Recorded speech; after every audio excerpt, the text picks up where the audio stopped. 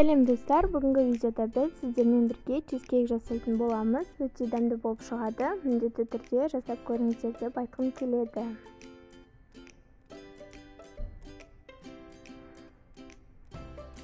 Ең алдымен менің YouTube арнама тіркелуді ұмытпаңыздар. Ал ендеше жасалу жолына кірісетін болсақ, ең алдымен бір жұмыртқамызды алып, үстіне 100 грамм сахар саламыз және оны венчикпен жақсылап араластырамыз.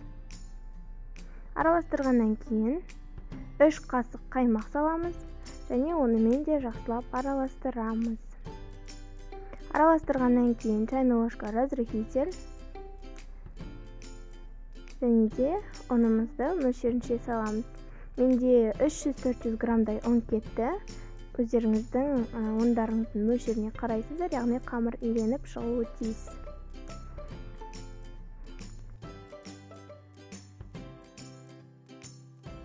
Мен ең алдымен венчикпен араластырып алдым. Осыдан кейін барып, қолмен қамыр илейтін боламын. Қамырды қатты илеп қажет емес, өте жұмсақ қыласыздар және оны пищевой пленкаға немесе салфанға орайсыздар.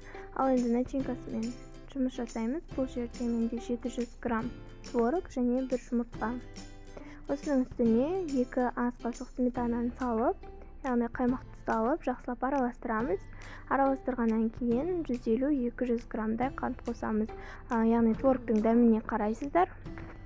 Жақсылап араластырамыз. Ал ендігі кезекте біз қамырмен жұмыс жасаймыз. Кішкене ұн сеуіп үлкейтіп аласыздар. Үлкейгеннен кейін табамызға осылай шет-шетін барлығын жақсылап, жайып, қаттылап шығасыздар.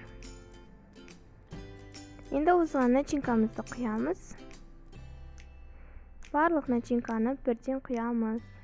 Және бетін кішкене тегістейміз. Тегістегеннен кейін өздеріңіздің қалауларыңызша әсемдесеңіздер болады. Менде бұл жерде қарақат вареньясы, осындай бетіне тор секілді жасап шықтым.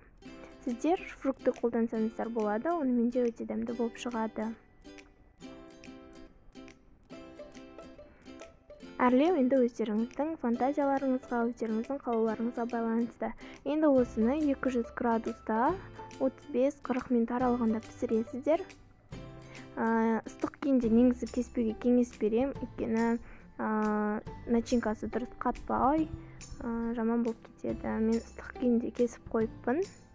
Сондықтан піскеннен кейін 1 сағаттай немесе жарты сағаттай кішкене начинкасын қатыруға кеңес беремін. Негізінде бұлайша айтқанда өте дәмді болып шығады, міндетті түрде жасап көріңіздер. Менің YouTube арнама және Инста парақшама тіркелуді ұмытпаңыздар.